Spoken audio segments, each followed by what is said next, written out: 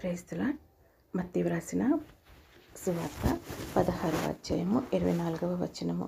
అప్పుడు యేసు తన శిష్యులను చూసి, ఎవడైనను నన్ను వెంబడింపగోరిన యెడల తనను తాను ఉపేక్షించుకొని తన సిలువనెత్తుకొని నన్ను వెంబడింపవలెను.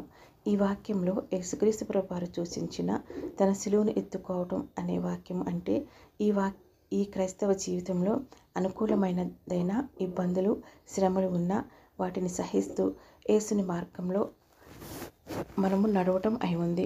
ఈస్టర్కు ముందు వచ్చే 40 రోజులను ఉపవాస దినములుగా మనమందరం వీటిని పాటిస్తూ ధ్యానిస్తూ ఉంటాము. పాపులమైన మనలను రక్షించడానికి యేసుక్రీస్తు ప్రభువారు శిలువ మార్గంలో శ్రమలను పొందారు. నేనైతే ఈ 40 రోజుల సమయంలో శ్రమల కాలమని భావిస్తూ ఉంటాను.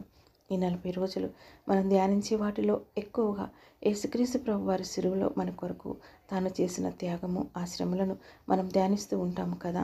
ఈ 40 రోజులే మాత్రం కాదండి, ఈ దేవుని వెంబడించాలి అని ఎవరైతే అనుకుంటారో వారు ఖచ్చితంగా జీవితాంతం వారు బ్రతికినంత కాలము తమ సిలువను వారు ఎత్తుకోవాలి. సిలువ లేకుండా ఈ మార్గంలో మనం ప్రయాణించలేము. సిలువ శ్రమకు గుర్తు. శ్రమ లేకుండా క్రైస్తవుడు బ్రతకాలని అనుకోవడం అసాధ్యం. ఎందుకంటే ఈ మార్గము ఇరుకు మార్గము.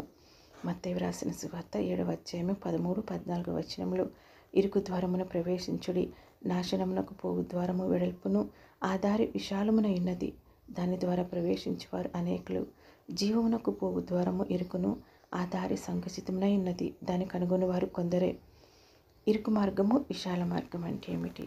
విశాల మార్గము ఇది సులభముగా శ్రమ అన్నది లేనిదిగా కనిపించే మార్గము, కానీ ఇది నాశనానికి దారితీస్తుంది.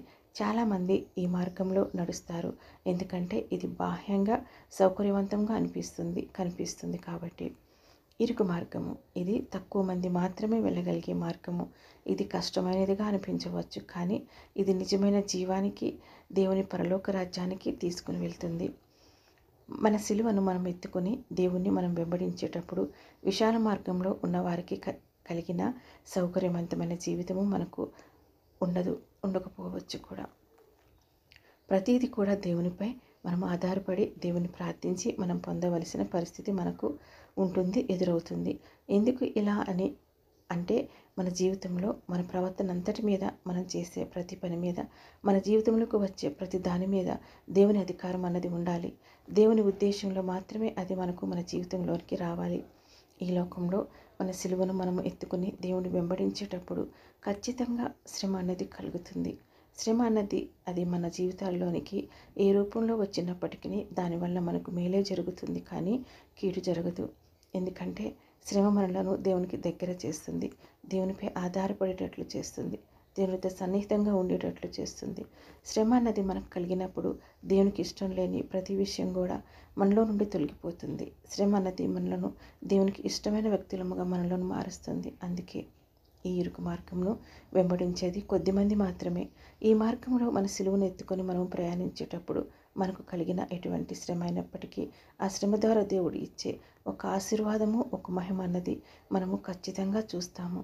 ఎందుకంటే మనకు ముందుగా సిలువను ఎత్తుకొని ప్రయాణించిన యేసుక్రీస్తు ప్రభువారు తన సిలువలో పడిన శ్రమల వలన మానవులకు ఎటువంటి పునరుద్ధాన మహిమ అన్నది కలిగిందో మనకందరికీ తెలుసు. కాబట్టి ఈ శ్రమ అన్నది ఈ 40 రోజులు మాత్రమే మనం ధ్యానించే అంశం కాదండి, మన జీవితాంతం మనతో కలిసి ప్రయాణించేదే అని ప్రతి ఒక్క క్రైస్తవుడు గ్రహించాలి. జీవమునకు పోవు ద్వారము ఇరుకును, ఆ దారి సంకుచితమునై ఉన్నది, దాన్ని కనుగొని వారు కొందరే. ఈ వాక్యము యేసుక్రీస్తు ప్రభువారు చెప్పిన సత్యాన్ని వెల్లడిస్తుంది. చాలామంది విశాలమైన మార్గాన్ని ఎంచుకుంటారు, కానీ జీవమునకు అంటే నిత్య జీవానికి దారి ఇరుకుగా ఉంటుంది. ఎందుకంటే అది త్యాగము, విశ్వాసము, పరలోక రాజ్య నిబంధనలను పాటించడం అవసరమని చెబుతుంది. కాబట్టి కొందరే ఆ మార్గాన్ని కనుగొంటారు, ఎందుకంటే అది సులభమైన మార్గం కాదు. ఈ రోజుల్లో చాలామంది సౌకర్యకరంగా ఉండే జీవనశైలిని కోరుకుంటున్నారు, కానీ దేవుని మార్గం పరిశుద్ధత, పవిత్రత, శ్రమతో కూడిన క్రమశిక్షణ కలిగినదిగా ఉంటుంది. కాబట్టి మనం నాశనముకు నడిపించే విశాల మార్గం కాక నిత్య జీవమునకు తీసుకొని వెళ్ళే ఇరుకైన మార్గాన్ని మనం వెంబడించాలి. ఈ వాక్యము మన ఆత్మీయ జీవితానికి ఒక హెచ్చరిక. నిజమైన క్రైస్తవ జీవితం విశాల మార్గంలో కాదు, అది ఇరుకు మార్గంలోనే నడవాలి. మీరు నిజంగా యేసును వెంబడించాలనుకుంటున్నారా? అయితే మీ సిలువను ఎత్తుకొని నడవడానికి మీరు సిద్ధంగా ఉన్నారా? Praise the lord.